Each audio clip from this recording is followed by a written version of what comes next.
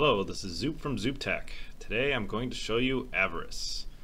Avarice is a game that we've been working on for over a year now. We've poured our blood, sweat, and tears into this game, and we figured the best way to show it to you guys is to walk you through it, right?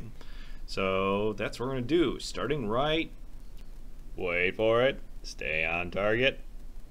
Now! Here we are in the main menu. We're going to make a new profile.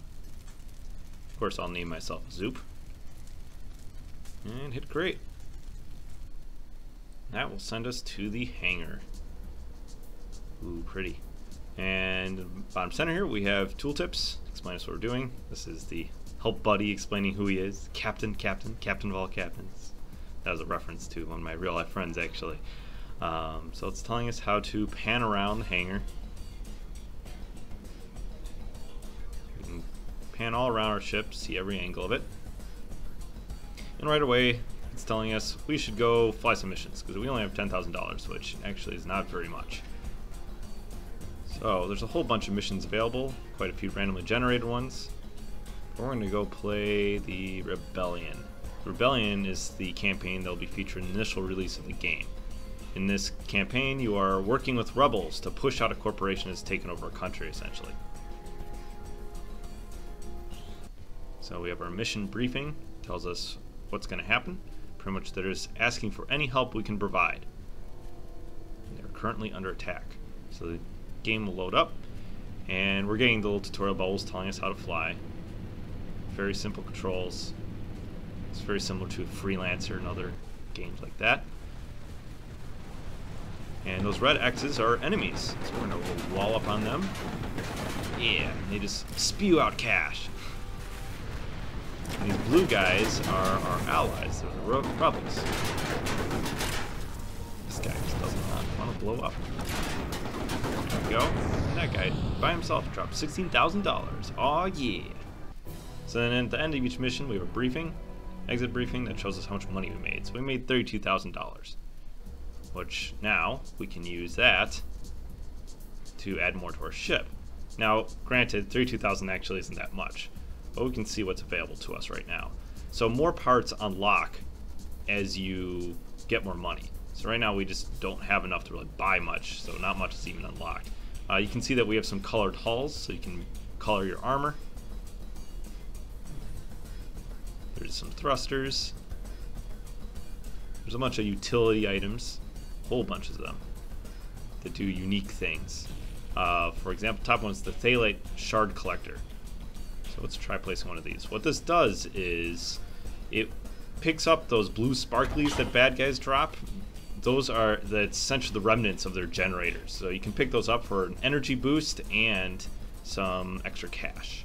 Let's do another mission. We will do a randomly generated mission. We'll do the low risk, the easy one. This insurance dialogue is essentially saying that if we pay money up front, we don't need to pay as much later to repair it. So it's always good to do insurance. So there you go, we got bad guys straight ahead of us. And you see when it's blinking, that means we're getting a target lock. Once we have a target lock, any weapons that have auto aim will assist in getting it. Let's try to get this blue shard here. Whoa, we're not successful in picking up the Thalite shard, are we? You would think that I never played this game before. Let's go shoot more things. That's the point of all this, right? So you'll see on the left side that there's these yellow boxes. That's how much energy you have. That energy is just like mana in any action RPG. So as I shoot my weapons, it eats up some of that energy.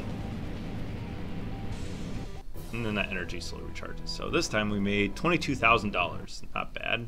Not a lot either. But that was an easy mission, so don't expect great rewards from such an easy mission. So we have a tiny bit more cash. We can now, the 70mm artillery is unlocked. It's like an ultra cheap sniping weapon. Fires slowly, does moderate damage. You'll see that it's affected my stats on the right side. Now my maneuverability is slow, and it's because those weapons weigh a lot. So I could add more thrusters. We're a little low on cash, so we'll just fly with a less maneuverable ship. Let's do this mission instead. So these freelancer missions are actually in the demo on the Zooptech website. So in this mission, we were supposed to assassinate someone, get rid of their bodyguards. We have a few allies here, which is cool. Helping. Yeah, $20,000. Let's see if we can pick up this shard. Yeah, $20,000 picking up that shard.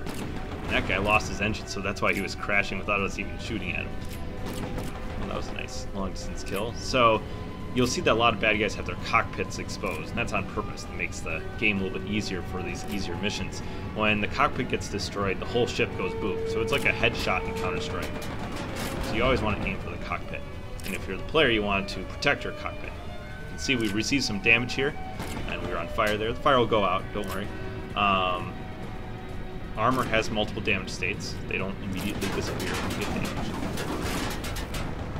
And there's different qualities of armor, so that some armors are tougher than others. Now we're down to this final boss here. He has shields. Shields should make this tougher.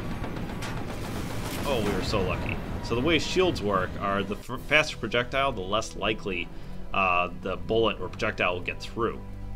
So we made a decent amount of money. We did get some damage, but the insurance payout has paid for that damage. Which means now that when we're back in our hangar here, we need to repair this. Also can see that it's warning us that we unlock some weapons. So we can do this auto repair option. In fact, the tooltip is just telling us to use the auto repair. Makes our lives easier, especially with the bigger ships. And then we have a lot more ship parts available here. We have a lot more bullet weapons, we have homing missiles, and we have rockets. They each have their pros and cons.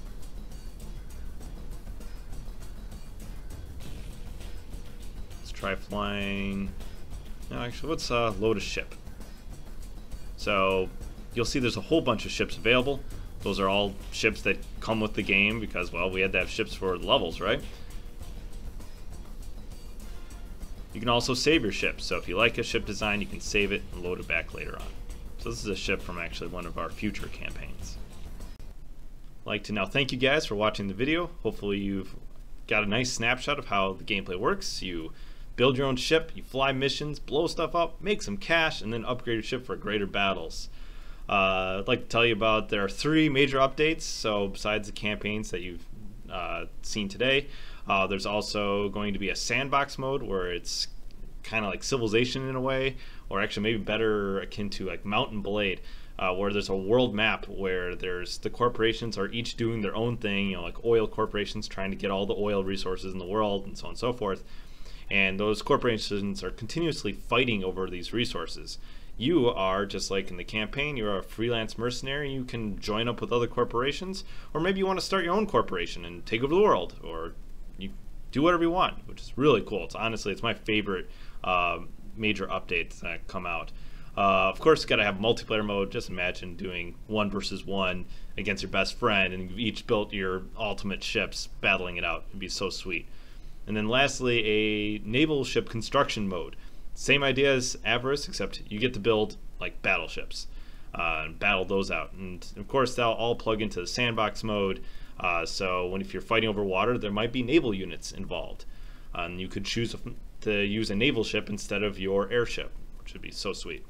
Also, I want to take a moment to shout out to everyone who's helped make this game possible. Tony Sanders and Jonathan Mazer, both artists for the game. Miguel Kurtzman, he composed a full album from the game, and more tracks be added as the game grows. And the album's actually for sale right now.